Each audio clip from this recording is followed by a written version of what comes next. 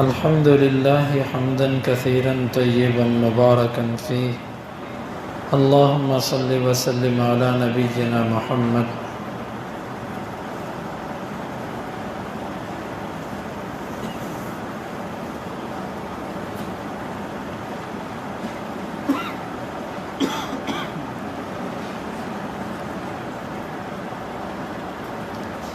باب اذا ادعى او قذف فله ان يلتمس البينة وينطلق لطلب البينة۔ یہ باب ہے جب کوئی شخص دعویٰ کرے یا کسی پر تہمت لگا دے، اس کو چاہیے کہ وہ گواہ تلاش کرے اور وہ جائے اور گواہ ڈھونڈ کر لائے۔ امام بخاری کہتے ہیں کہ ہمیں بیان کیا محمد بن بشار نے، وہ کہتے ہیں ہمیں بیان کیا ابن ابی عدی نے، وہ ہشام سے، وہ اکرمہ سے، وہ ابن عباس رضی اللہ عنہما سے، ان ہلال بن امیۃ قذف امرأتہ عند النبی صلی اللہ علیہ وسلم بشریک بن صحمہ۔ ہلال بن امیہ نے اپنی بیوی پر تہمت لگائی شریک بن صحمہ کے ساتھ نبی صلی اللہ علیہ وسلم کے ہاں۔ فقال النبی صلی اللہ علیہ وسلم البینۃ او حدا فی ظہرک، گواہ لے کر آؤ نہیں تو آپ کی کمر پر حد لگے گی۔ فقال یا رسول اللہ صلی اللہ علیہ وسلم اذا رأى احدنا علی امرأته رجلا، اللہ کے رسول جب کوئی بندہ اپنی بیوی پر کسی مرد کو دیکھے، ینطلق یلتمس البینہ، کیا وہ باہر سے گواہ ڈھونڈتا پھرے گا؟ فجعل یقول، پس آپ اس کو یہی کہتے رہے، البینۃ والا حد فی ظہرک، گواہ لاؤ وگرنہ آپ کی پشت پر حد لگے گی۔ فذکر حدیث اللعان، انہوں نے پھر لعان کی حدیث کا ذکر کیا۔ تھوڑا سا حدیث کا پس منظر، پھر اس سے امام بخاری رحمہ اللہ کیا ثابت کرنا چاہتے ہیں۔ حدیث کا پس منظر یہ ہے کہ یہ ایک صحابی ہیں ہلال بن امیہ، انہوں نے دیکھا کہ ان کے گھر پہ ان کی بیوی کے ساتھ کوئی غیر مرد تھا، تو پہلے تو غیرت آئی کافی، لیکن کچھ بھی کرنے سے پہلے اللہ کے نبی کے پاس آئے، آ کر کہا کہ اللہ کے رسول صلی اللہ علیہ وسلم میں نے یہ ماجرہ دیکھا ہے اپنے گھر پہ۔ آپ صلی اللہ علیہ وسلم کہنے لگے گواہ لے کر آؤ، اور سنو تم نے تہمت لگائی ہے اپنی بیوی پر، اگر تم گواہ نہ لائے تو تمہیں 80 کوڑے سزا ملے گی، کیونکہ کسی پر تہمت لگانے کی سزا 80 کوڑے ہے، تو یا تو گواہ لے کر آؤ یا 80 کوڑے تمہاری کمر پہ لگے۔ تو یہ آگے سے اللہ کے رسول سے کہنے لگے، اللہ کے رسول ایک بندہ اپنی بیوی کے ساتھ کسی کو دیکھتا ہے، وہ باہر گلی سے جا کے گواہ لے کر آئے گا، مطلب وہ جتنی دیر میں گواہ لے کر آئے گا اتنی دیر میں وہ مجرم بھاگ جائے گا، تو کہاں سے وہ 4 گواہ پورے کرے؟ اللہ کے رسول صلی اللہ علیہ وسلم اس کو یہی کہے جا رہے ہیں کہ البینہ والا حد فی ظہرک، گواہ لے کر آ نہیں تو تجھے کوڑے پڑیں گے، کیونکہ تو نے یہ بات کیوں کی۔ بہرحال یہ حدیث لمبی ہے، یہ پریشان تھے، ادھر سے اللہ تعالیٰ نے آیت اتار دی۔ اللہ تعالیٰ نے فرمایا کہ جو بندہ اپنی بیوی کے ساتھ کسی غیر کو دیکھے اس کے لیے 4 گواہوں کی ضرورت نہیں ہے، اس کو مسئلہ لعان کہا جاتا ہے۔ اس پر آپ نے اس سے گواہ طلب نہیں کرنے، آپ نے اس سے صرف قسمیں لینی ہیں کہ وہ 5 قسمیں کھائے گا، تو یہی اس کے لیے جو ہے نا وہ گواہی کا قائم مقام ہوں گی۔ ہاں آگے سے اگر اس کی بیوی بھی 5 قسمیں کھا دے، تو مثال کے طور پہ مرد یوں 4 قسمیں کھائے گا، پہلے اللہ کی قسم میں سچا ہوں، یعنی اس پر تہمت لگانے میں، اللہ کی قسم میں سچا ہوں، اللہ کی قسم میں سچا ہوں، اللہ کی قسم میں سچا ہوں۔ 5ویں دفعہ وہ کہے گا مجھ پر اللہ کا غضب ہو اگر میں جھوٹا ہوں۔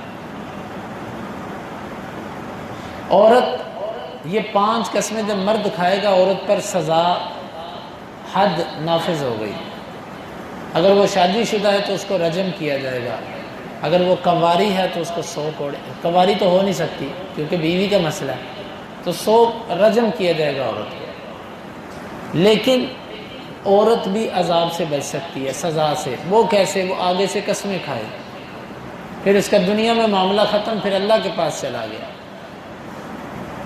وہ یوں آگے سے قسمیں کھائے گی، اللہ کی قسم یہ جھوٹا ہے، اللہ کی قسم یہ جھوٹا ہے، اللہ کی قسم یہ جھوٹا ہے، اللہ کی قسم یہ جھوٹا ہے۔ اور 5ویں دفعہ وہ یہ کہے گی مجھ پر اللہ کا غضب ہو اگر یہ سچا ہے تو۔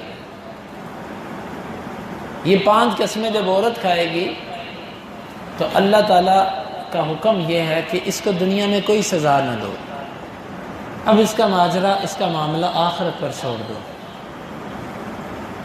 چنانچہ نبی کریم صلی اللہ علیہ وسلم کے پاس ایسا ایک معاملہ آیا تھا، اس میں عورت نے ایسی برائی کی تھی لیکن وہ اپنے قبیلے کی عزت بچانے کے لیے آگے سے 5 قسمیں کھا گئی۔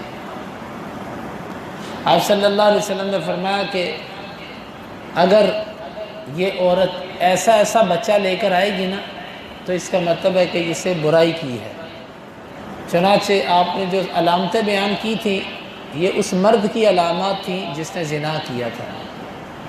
تو جب وہ عورت نے بچہ جنم دیا بالکل اسی طرح کا تھا جس طرح کا وہ زانی مرد کا تھا، اپنی کیفیت تھی۔ اللہ کے رسول کی بتائی ہوئی علامات پر بچہ پورا اترا۔ آپ صلی اللہ علیہ وسلم نے فرمایا کہ اگر یہ اللہ کا فیصلہ نہ ہوتا نا تو اس کے اور میرے درمیان ایک ایسی کیفیت ہوتی کہ دنیا دیکھتی میں اس کے ساتھ کیا کرتا۔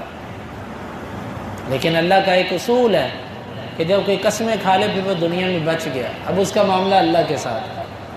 تو اس مسئلے کو لعان کا مسئلہ کہتے ہیں، ایک دوسرے پر لعنت کرنا۔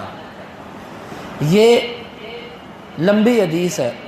امام بخاری رحمہ اللہ یہاں سے یہ ثابت کرنا چاہتے ہیں خالی دعویٰ کرنے سے کوئی چیز ثابت نہیں ہوتی جب تک اس پر گواہ نہ پیش کر دیا جائے، اور اسی طرح خالی کسی پر تہمت لگانے سے تہمت ثابت نہیں ہوتی جب تک اس کے اوپر گواہ نہ پیش کر دیا جائے۔ جس طرح کہ نبی صلی اللہ علیہ وسلم کے پاس آیا تھا یہ مسئلہ، آپ نے فرمایا تھا یا تو گواہ لے کر آ یا مار کھانے کے لیے تیار ہو جائے۔ یہ تو اللہ نے لعان کے مسئلے کو مستثنا کر دیا۔ اگر اللہ تعالیٰ کی طرف سے یہ مسئلہ مستثنا نہ ہوتا تو قانون یہی تھا کہ ہلال بن امیہ کو حد لگنی تھی یا وہ گواہ پیش کرتا۔ تو دنیا میں کوئی بھی دعویٰ بغیر دلیل کے ثابت نہیں ہو سکتا، اور دنیا میں کوئی بھی تہمت بغیر دلیل کے ثابت نہیں ہو سکتی۔ کسی مسلمان عورت پر یا مرد پر تہمت اگر کوئی لگاتا ہے اس کو زانیہ کہتا ہے۔ اسلام کہتا ہے 4 گواہ پیش کرو، 4 جو کھلم کھلی گواہی دیں کہ ہم نے اپنی آنکھوں سے ان کو اس کیفیت میں دیکھا جیسے سرمچو سرمے دانی کے اندر داخل ہوتا ہے، ایسے ہم نے دیکھا۔ پھر حد قائم اس عورت پر ہوگی، مرد پر ہوگی۔ اگر وہ ایسی گواہی نہیں پیش کرتے، 3 گواہ لے آتے ہیں، سچے 3 گواہ، 2 گواہ لے آتے ہیں، 4 پورے نہیں ہو پاتے، اسلام کہتا ہے کہ ان کو حد لگاؤ۔ انہوں نے تہمت لگائی کیوں؟ گواہ پورے نہیں تھے ان کے پاس۔ تو اسلام نے جو گواہوں کی حد رکھی ہے، جب تک وہ حد پوری نہ ہو کوئی دعویٰ اس وقت تک ثابت نہیں ہو سکتا۔ یہ ہے امام بخاری رحمہ اللہ کی مراد کہ مدعی اپنی گواہی کے لیے بندہ تلاش کرے گا، نہیں تو اس کا دعویٰ کل عدم ہوگا۔ الٹا اگر اس کے اوپر کوئی سزا شریعت نے رکھی ہے تو سزا بھی اس کو ملے گی۔ اللہ رب العالمین سے دعا ہے اللہ تعالیٰ ان احادیث کو سمجھنے کی اور عمل کی توفیق عطا فرمائے۔ اللہم انفعنا بما علمتنا وعلمنا ما ينفعنا وزدنا علما وآخر دعوانا ان الحمد للہ رب العالمین۔ حدیث نمبر 67 2671۔